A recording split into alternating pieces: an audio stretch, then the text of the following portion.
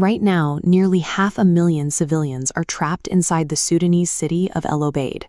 Roads in and out have been entirely choked off by the rapid support forces, leaving the population suffocating under an imposing, airtight military blockade. Losing this city would be a crippling strategic blow to the country. El Obeid serves as the vital link between central Sudan and the Darfur region. For the families inside, that strategic value translates to a life under constant artillery shelling and a continuous barrage of drone attacks. The pattern was set in another city, El Fasher. Human rights organizations raised the alarm for months before it fell to the RSF, providing clear, documented warnings that the world chose to ignore. When investigators from the UN's Independent International Fact-Finding Mission reviewed the takeover of El Fasher, they documented an orchestrated nightmare. They found widespread sexual violence, enforced disappearances, and ethnically targeted killings. Satellite imagery captured large sections of the city littered with bodies. This chart shows civilian fatalities caused by non-state armed groups globally. The Rapid Support Forces top the list, responsible for over 4,200 recorded civilian deaths in just the first 11 months of 2025, roughly 11% of all such fatalities worldwide. The civilians of El Obeid are the deliberate targets of an orchestrated, highly predictable ethnic cleansing.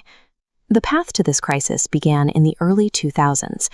During the conflict in Darfur, former Sudanese President Omar al-Bashir actively armed a network of Arab militias known as the Janjaweed. The government's explicit goal was to crush a regional rebellion. By handing these militias weapons and a mandate, the state transformed them into a mobile execution squad, making the Janjaweed synonymous with atrocities against civilians. Among the commanders leading that violence was Mohammed Hamdan Dagalo, better known as Hemeti. He proved highly effective at state-sponsored brutality, rapidly climbing the ranks of the militia network.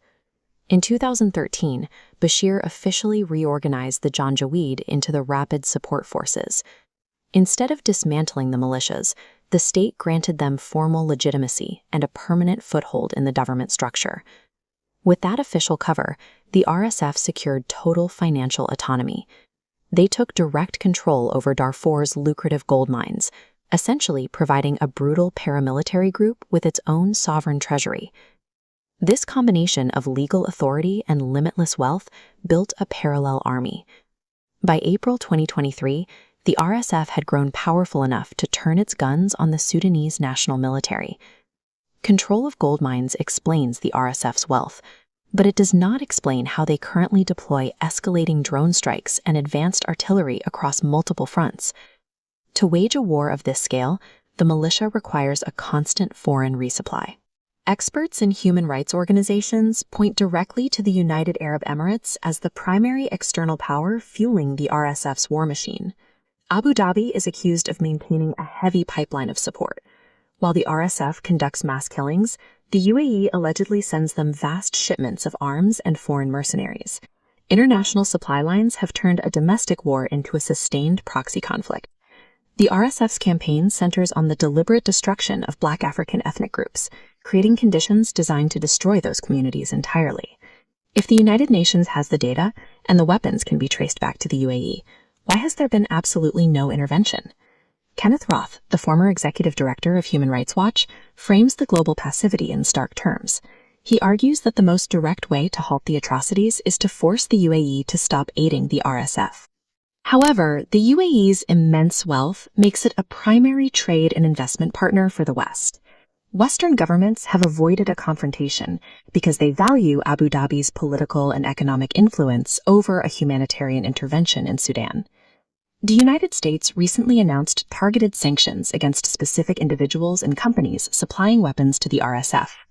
While these measures exist on paper, they have failed to sever the uninterrupted state-sponsored pipeline keeping the militia armed. The 500,000 people in El Obeid are now waiting for the same fate that befell El Fasher.